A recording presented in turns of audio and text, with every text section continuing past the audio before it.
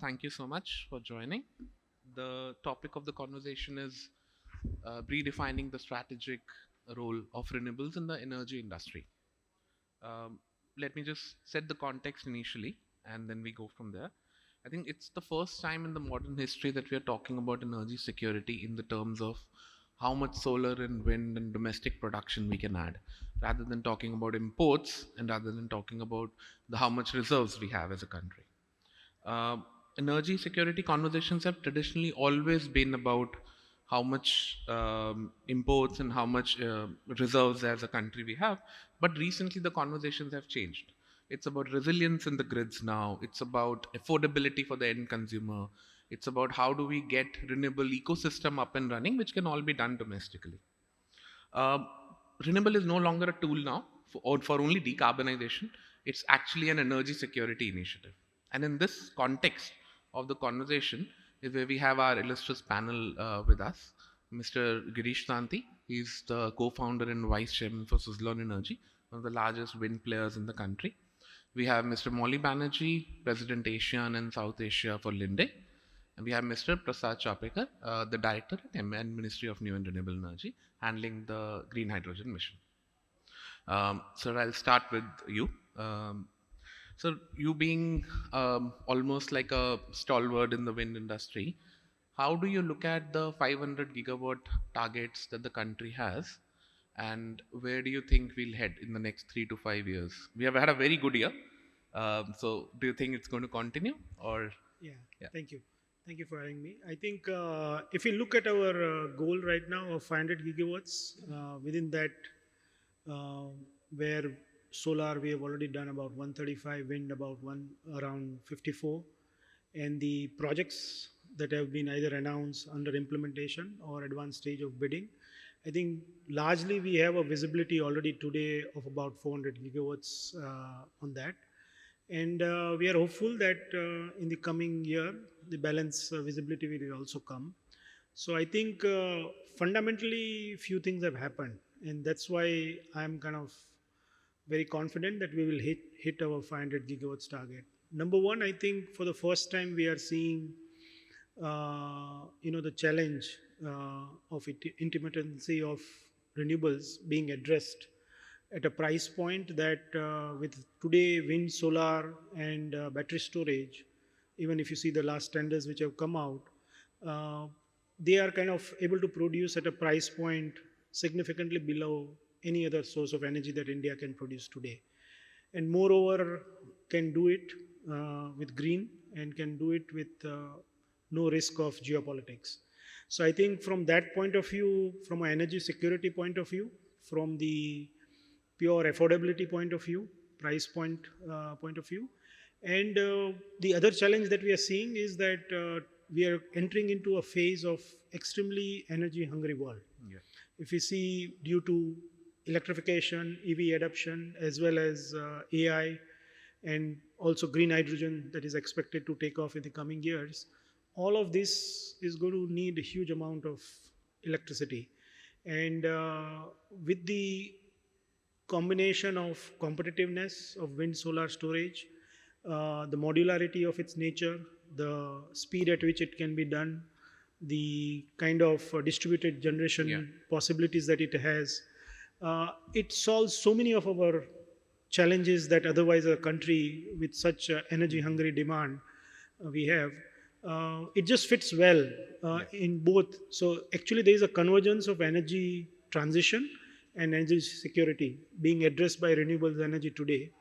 So with that, I'm pretty confident that we will hit our goals. And as time passes, with the kind of innovation work that's happening in RE sector and storage technology, the targets going ahead will only go up. Got it, Mr. Nandi. Thank you. So, Mr. Chapekar, for a question for you. As you're looking at the five, and we talked about Mr. Tanti talking about 500 gigawatt actually being very realistic. So, how does the ministry look at the next wave of growth? So, this is one. We've talked about solar and wind, and we talked about hybrids, and a certain megawatt was what we were running after now. Now, what do you think is the next wave of growth that the ministry is looking at? So next wave of growth in the RE obviously will continue with the REIA bids, but I'll tell you that the 500 gigawatt target is not just REIA targets. It's combination of CNI, state bids, REI bids, plus decentralized solar, decentralized RE also. So you've seen a lot of focus on the solar rooftop scheme. We are also getting a lot of traction from the states in the solar feeders, like Yes. making all the feeders solarized. Yeah. Multiple gigawatts of tenders have been issued for these feeder plants Yeah. in this year. Yes. So you also see those being operationalized in the next 1 or 2 years. So it's not just large scale REIA bids which will drive that. This is one part. So it is REIA bids plus state bids plus the decentralized solar plus hydrogen. So I think all four will probably drive the coming wave. We already seen around 4 big offtakes for exports announced for hydrogen, and also the upcoming green ammonia tenders. Those will add another 500 or 700 megawatts of drawal as well as injection. So these four parameters will drive the coming few years at least in RE. Got it. Thank you. And Mr. Banerjee, maybe if I move on and taking cues from Sir, when you're looking at green hydrogen space and the green ammonia space, we've seen a lot of tenders in the market and seen certain prices being discovered. We've seen certain export opportunities being tapped. How do you think, as a player and one of the major players in this ecosystem, how do you think this space evolving over the next? How is it viable as we stand today, and how do you see it over the next 3 to 5 years? So maybe let me. I think you'll need to. Mic Sorry, I think you need to take the mic up. Yeah. Sorry, is that audible? I hope that's audible. So, okay, I think maybe I'll just pick up on two very important points that Girish made. One was that energy security and transition beginning to converge. I think a very important point. They are not competing priorities anymore. Energy security is not just about importing some cheap hydrocarbon and finding a sustained source of cheap hydrocarbon. And energy transition is not just about trying to move into clean molecules. I think it's an imperative overall. So we see that convergence happening. The second bit is that renewable energy is already becoming commercially viable. It is actually already available as a cheap form of energy. But the key issue is that, number one, there are hard to abate industrial sectors which have very energy intensive reaction chemistries. So they require the molecules. So whether you are talking of primary steel making, fertilizers, refining, you can't electrify those processes. Absolutely. You need the clean molecules in those processes. So hydrogen is important. Secondly, it's also about the storage. You can have battery solutions. They are now beginning to provide storage solutions, but only up to a certain point. Beyond a certain scale, you really need hydrogen to provide that storage. So this challenge around intermittency of renewable supply is something in the long run, you will require hydrogen to meet that. Absolutely. So that's what's going to drive the requirement of hydrogen, the demand of hydrogen. And that demand is something that's going to create the economics of hydrogen because the scale will go up. And that's something we are seeing. The current bids that we see, I think they are bids more in anticipation of what might happen. I don't think they really reflect the current cost points, but they are more a bit aspirational, thinking in terms of what might happen in the future. But definitely, I do believe that that's where we are getting. Got it. Thank you. And just talking about intermittency and Girish, we've talked about obviously solar and wind combining together and batteries and all of these stuff coming together. Do you think that the intermittency issue has fully been solved in the country, or you think there is a lot more that is required that the country still needs to do? And I'm talking it more from a wind side of it. Yeah, so I think if we see today on the parameters that you would typically procure conventional energy, on similar parameters, if you were to buy renewable energy, today you are able to get a solution with wind, solar, and storage at a price point which will compete. So, all things being equal, it can compete. But as we know, for different sectors, there are kind of different preferences, different norms, different subsidies. So the true cost of energy is actually not very transparent from that point of view. So I think, and we must also remember that today we don't factor in the cost of carbon. So that's the other element. But we can leave that for some other day. But I think it's a critical thing. And with our cities getting so polluted, this is something which is also, we need to be mindful that we make the energy transition in the rightful way. Got it. Got it. No, and just a follow-on question to that as well. We've talked about intermittency, but when we talk about, let's say, just the wind side of the things, we've seen a fundamental shift in platforms. We've seen a lot of new developments happening. Do you think that this is going to? We are already at 5 megawatt platforms, and we are going beyond. The world is at. I mean, the offshore winds are much higher. Do you think offshore segment is going to pick up in the country? How do you look at the platform and the technology side of it?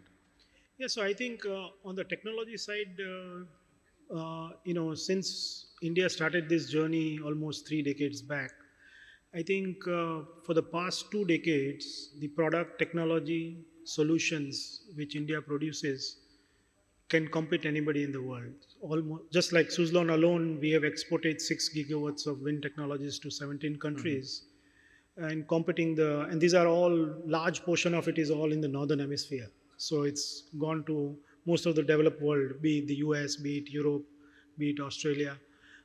So we have had very cost competitive, highly reliable performing products that we have developed. So I think from a technology point of view, and the early research development work that has happened from day one is helping us to make sure that, because that has been at the core of what we do, has been research and development. Just to give you an example, when we started the journey early on, and now if you compare, the cost of generation has reduced by 3 times. Yeah. Yeah. Yes. The PLFs have doubled. And effectively, if we see the wind potential of our country was about 300 gigawatts at then. Today it is 1.1 terawatt. It's not that the winds have improved, it's the technology which has improved. Yes. So 3x wind potential. Likewise, in 10 years, this 1.1 will further increase. So sites where we were not able to extract energy before, we are able to do that. Got it. And with today's 54 gigawatts, we have just consumed about 4% of the land mass that is capable of generating electricity from wind. So there is still a huge potential on land. Coming to offshore wind, I think from a product and capability point of view, we do have that capability. Historically, we have managed the then largest offshore wind energy company out of Germany. So we understand the technology and capability exists. I think what's important is timing it correctly for India. Most of the global countries have gone offshore largely for 2, 3 reasons. One is that the winds are very high in the sea. North Sea especially has very good winds. Other is that these are landlocked countries and they don't have enough space for themselves.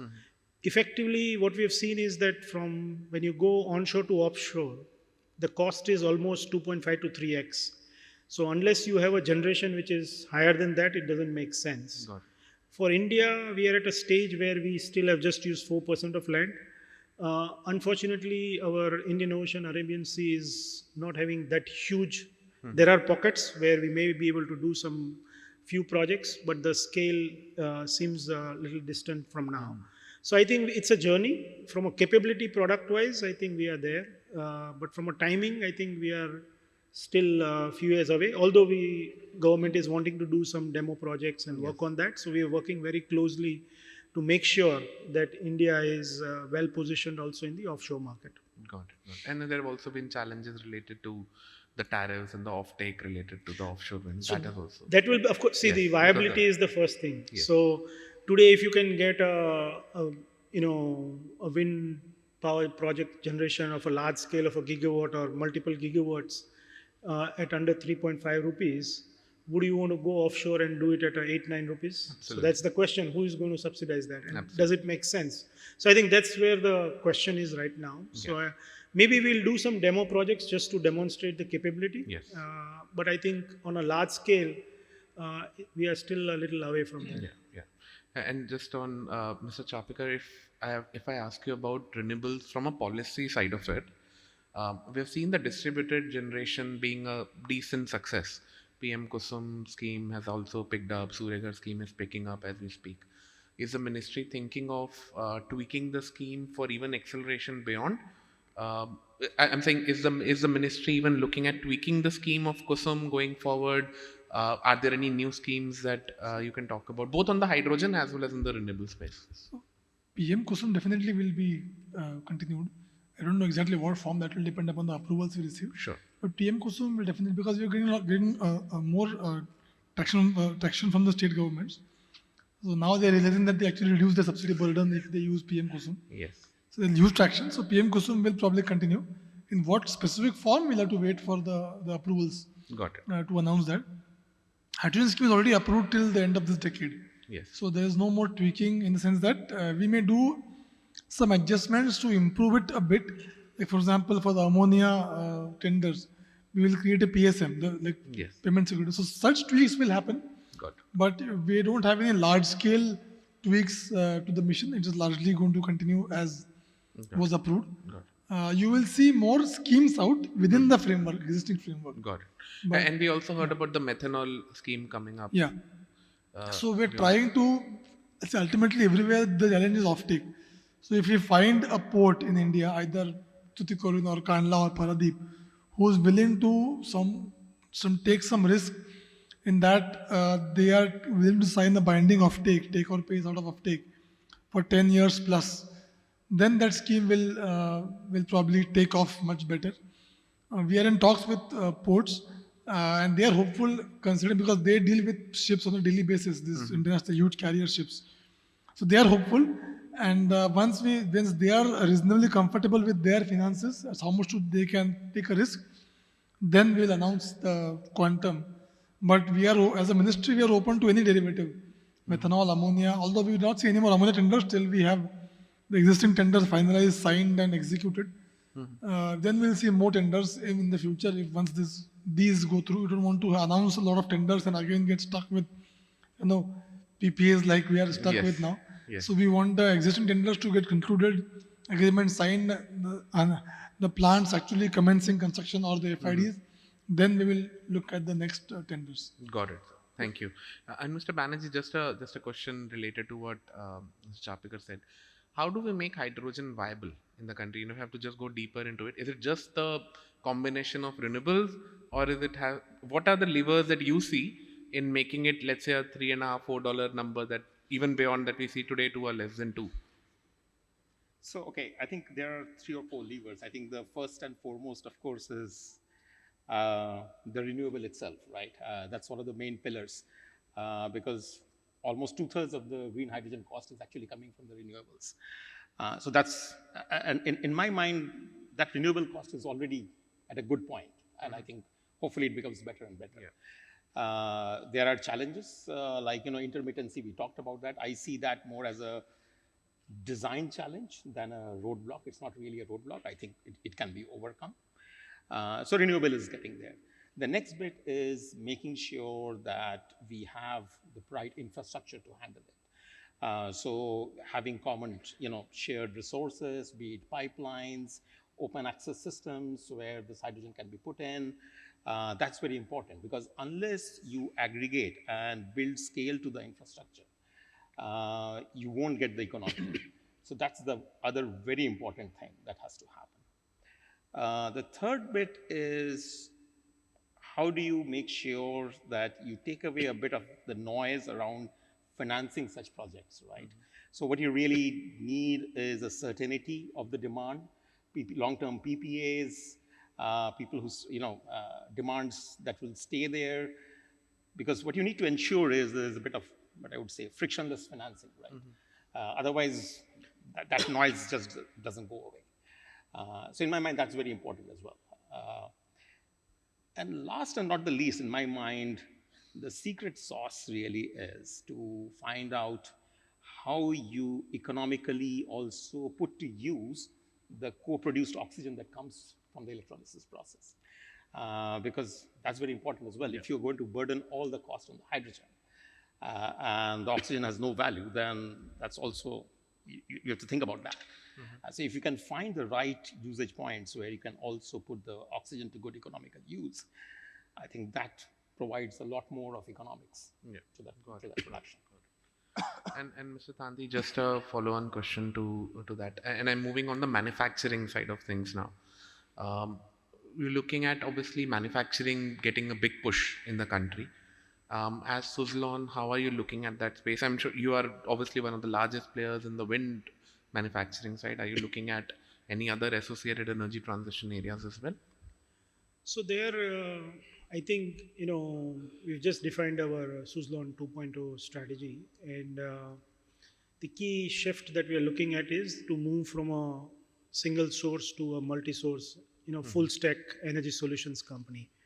And primarily what we have seen is that with the viability and the demand that we are seeing on FDRE in the country, uh, customers are, the complex piece of what we do is the wind part, and solar and BESS is a bit easier compared to wind. So customers are looking at that. Could you guys kind of give us a full integrated solution? And I think with that, and since we also do the project development piece, adding solar and a BESS to that with the complex piece of wind is reasonably easy to do.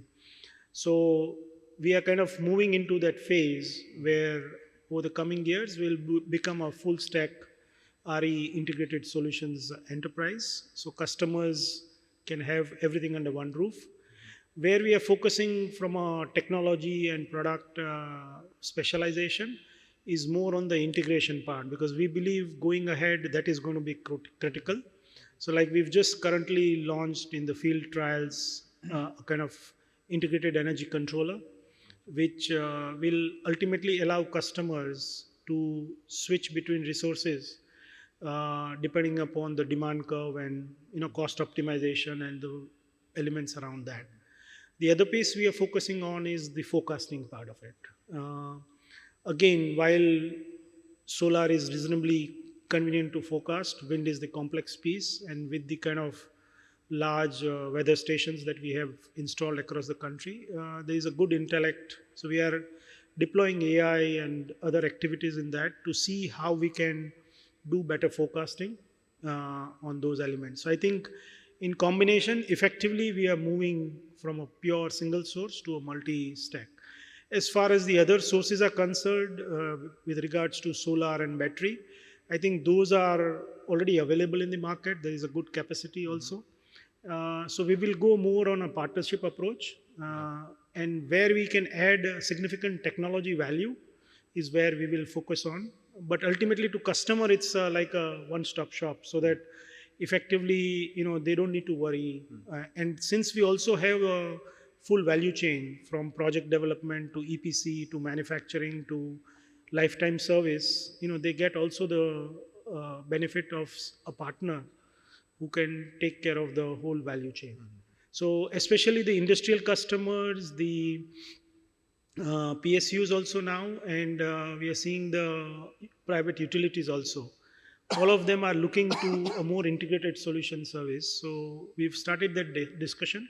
And I think now people are also doing forward planning. So almost year 3, 4, 5 planning is happening, where they know that we need to decouple the development and execution. So we're working with them on building a more long-term view of how the RE assets will be built. And just to also add to what the colleagues were saying, I think many of the customers are currently also building up their RE assets, which in future they can switch over to green hydrogen support, So I think there is also that build-up which is happening ahead of the curve, because today on a standalone, they are viable solutions. And as the hydrogen side of ecosystem gets developed, off-taking and some of the elements which Sir mentioned, as they fall in place, I think that integration, they'll be on track to switch it over to use for those projects. Got it. And a similar question to Mr. Banerjee as well. From a Linde point of view, how do you see you play? What role do you see Linde playing, especially in an Indian space? Would you want to restrict yourselves to hydrogen, ammonia, or you're looking at something broader? And even within it, what is your strategy? If you can talk about it a bit. Sure. So, Linde's role overall is essentially to make sure that we support the hydrogen end users in terms of providing them safe, reliable, and a steady source of the hydrogen. And we have a range of technologies that we provide, be it in terms of compression of the hydrogen, delivery of the hydrogen, liquefaction of hydrogen. Hydrogen as a gas is pretty difficult to handle, right? There are safety issues with it. It's difficult to liquefy, very low boiling point. But Linde thankfully has all the technologies to deal with it. Over a period of time, we have commercialized many of these technologies all over the world. We run currently some of the largest electrolyzers. We talk of gigawatt scale electrolyzers today, but in reality, there are only a few megawatts capacity electrolyzers running anywhere in the world. And we probably operate some of the largest. So we operate a 35 megawatt electrolyzer at the Niagara Falls projects in the US, where we are converting hydroelectric energy into green molecules, liquefying that, and then we've doubled our liquefaction capacity in the US. Based on that project, we run a 24 megawatt electrolyzer facility in Leuna in Germany, which supplies into a large hydrogen grid, pipeline grid infrastructure that's supplying the entire industrial cluster. So these are ways which we are using to slowly help build up the commercialization of the hydrogen. Ultimately, our role is to make sure that we help transition from renewable energy to hydrogen molecules that are dispatchable, reliable, tradable, in a form that the industry can use. Got it. And I just want to move to Dr. Prasad as well. So we've seen the tariffs in the industry. We've seen, SECI bids and your policy drives a certain results in terms of tariffs. We see solar and wind tariffs solar going down, actually wind going up, and hydrogen obviously being very, very competitive in the market. From a ministry point of view, are you comfortable with these? Do you think the entire thing about cost is we are chasing the lowest tariffs, right, in the industry? And sometimes over a medium term, they might or might not be the best thing for the stability. Any views that you can talk from a ministerial lens? So, as a ministry, obviously, when you see low tariffs, you are happy at the first, instance. But you are aware that, just quoting tariffs is one thing, and actually executing them is another thing. But I have also seen, in informal conversations, that I'm talking about hydrogen part of it, that the tariffs or the rates which they have quoted are not just for that project. They are building much bigger plants for other clients as well. So there is a bit of, I would not say cross-subsidy involved, but overall the product is still profitable even at the rates which they quote us, number one. And with the rates they quote us, their chance of getting clients abroad also goes up. So it's a tightrope walk, I would say, for them as well. Yeah. But as a ministry, we are happy with the hydrogen tariffs at least. Yeah. And obviously, we'll have to wait till and for these companies, sometimes it's an issue of not just the tariff, but also an issue of prestige. That it's the first project or the first tender, and executing that project itself places them ahead of others in competition globally, just because they could execute a project. Not because they made money from it directly. So there are multiple advantages of quoting low tariffs. So I would not go to so as to dismiss the tariffs out of hand that they are non-viable. They may have other benefits which we don't know of sitting here. Second is about the RE tariffs. The best, actually, now frankly speaking, now no state wants solar only. Even for REIs, nobody wants solar tariffs or solar bids.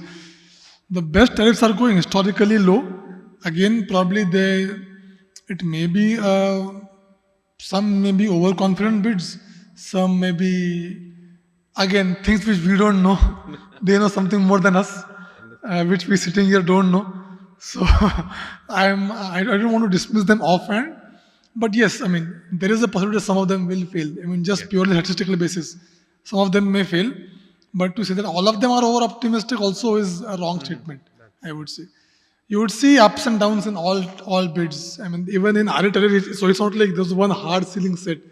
The tariff is to go up and down beyond that, that small range. So this will keep on happening till either the supply chain moves here partially and then we impose some kind of duty or something like that. Tariffs will keep on going up and down depending upon who's supplying. Probably their supplier is more aggressive, in that country. So you don't know what factors are at Got play. it. Got it. So we just wait. I mean, that's all we can do at this point of time. Yeah. But we are happy to see gold tariffs go down and down. So the same question from an industry lens. I'm sure we'll find I a. was hoping you would ask me. No, I think, we've seen this for various sources of energy. You have that early phase where the prices are high because you don't have the scale, you don't have the certainty, visibility. Then you have that phase where all of a sudden the market opens up, there is more demand, then you see the tariffs kind of sliding down. Also, then you have, with the geopolitical situation, changes in tariffs could also impact, and that you see swings in tariff here and there. So I think it's a journey from that, and we've seen over time, I think now both for wind and solar, reaching that maturity curve where you wouldn't see big swings, they are at a stage, unless they are of more environmental in nature, of something linked to geopolitics or otherwise. But otherwise, mostly we are seeing a combination. And I think with the last discovered tariff of, FDRE bid, almost comparable to the key parameters of a conventional source, has gone to as low as 4.5, Yes. So I think effectively now that maturity curve is come where you wouldn't see big swings, at least in wind and solar. And as the ecosystem of local, like in wind, it's less because the ecosystem largely exists in India. In solar, you're still dependent on battery, you are still dependent on imports. And so that disturbance keeps hitting us also. Got it. And Mr. Banerjee, if you have to talk about, let's say, in the interest of time, if you just talk about one policy change that you would really want to hear about in India, what would that be? Which would make the business for all stakeholders better? Yeah, I think I can speak from a hydrogen perspective. Yeah. And clearly, like I said, of the three pillars that I talked about for making hydrogen more and more economically viable, right? The renewable energy, the infrastructure, and the demand aggregation and the PPAs, right? I think it's the sustainability of the demand and the demand certainty of the demand in my mind, which is probably the most important. And to that extent, putting out mandates for green hydrogen consumption, I think is an important element that will drive the consumption and give an early start to the consumption at scale, which will then in turn drive the economy of the hydrogen production cost, right? So in my mind, that's probably one of the most important things. The government also needs to make sure that the PPAs, the way they are structured, they are commercially viable PPAs. Offtake agreements are commercially viable. So that's something that the government has to work towards. Infrastructure has to be made with more open access in mind. I think that's what's going to really help to make the hydrogen cost really. Got it. And just so it becomes a vicious cycle at the end of it, right? Because green ammonia and the hydrogen prices, if they are above, then let's say a gray at the moment, which they are, who pays for the premium? That's the challenge. Will it be directly from a subsidy, or is that actually because the scaling happens over time? So obviously it's a vicious cycle. Any views on this? See, scaling and technology will take its time to catch up, right? So there is a particular point that you have to reach to make it economically viable, and it takes some time for the technology to catch up. That bridge is something that has to come from somewhere, be it through subsidies, through carbon tax mechanisms, through whatever mandates, whatever will be the process.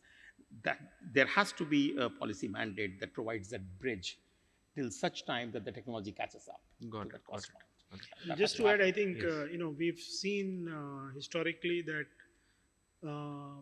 the changeover happens in a bigger way when you create the market.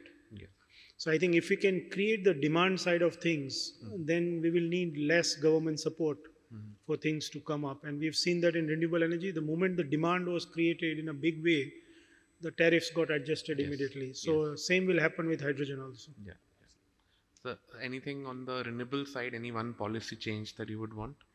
So Just one, sir. yeah, I'm sure you will have many. yeah, there are quite a few, but I think I'll still stick to two, not just one. But I think Sure. just picking up from what he was mentioning, I think it's time for us to build our carbon markets. And I think there's Niti Aayog is working on doing that, and I think it's a good time. And also, on the background of what has happened yesterday with EU, I think it's a good opportunity for us to kind of look at building that market with partnerships, and that should help us really speed up the energy Got it. transition in a bigger way. And second area, I would just say that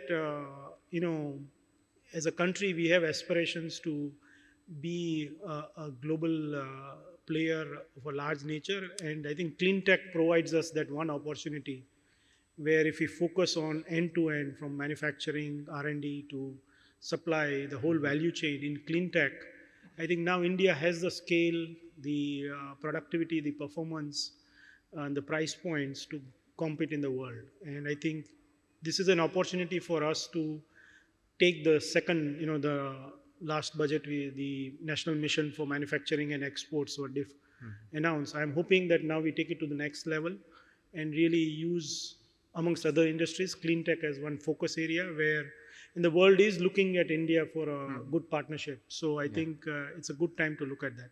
Got it. Got it. And maybe the last question for Mr. Prasad. So and both our panelists didn't mention, but I think one of the key enablers is also about the green taxonomy, especially on the hydrogen and the ammonia side. Some of our taxonomies don't really fully integrate with, let's say, European RFNB or regulations, etc.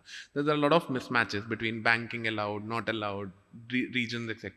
Some of the stuff hopefully should get cleared with what we saw yesterday and the day before. But any views on that would be very helpful. And then that's the last question that I have. See, I would only say that just because you did something first doesn't mean you did it right. Okay, Europe did something first in RFP, but doesn't mean that they are doing it right. Okay, who knows? They may come down to match our standard, but that's not even the goal of any country. Any country's standards, especially legal standards. I'm not talking about safety standards. Those are not specific to green or grey hydrogen. But the legal standard for certification, each country has its own carbon levels. No country is willing to agree with the other country's levels because they're their own domestic compulsions. Yeah. We are not meant for we are not, Europe has one, but we also export to Japan and Singapore. Yeah. That's the ambition, to Korea. Each of them have different standards. We aligning to any one of them doesn't make any sense because then you say that this is not aligning with their standard. Absolutely. So as a country, we cannot align to every standard. Our standard is meant to ensure that you will use overwhelmingly RE in your project. Got it. That is a single goal which we had in mind. And not make it too complicated about additionality and other correlations, which their grid is problematic, so they have it. We don't have it. So why should we import their complications? Absolutely. So that's why we have not done it. And I would sure with time they would realize what they have done, and probably their review is scheduled in 2 years. Maybe you would see them scale back rather than we scale up. Yes. No, I'm with you there personally. Thank you so much for your time. Thanks all. I think we are almost out of time, so I'll just conclude. I think very, very interesting conversation. We see a lot of the conversation, interestingly, are now shifting from a pure solar and a wind discussions on electrons to an integration between electrons and molecules. And that is a very significant shift. I've been coming to this IEW for many years, and we're seeing this conversation happening increasingly every year. So good to hear that. Thank you so much, gentlemen, for your time. Thank you. Thank you. Thank you.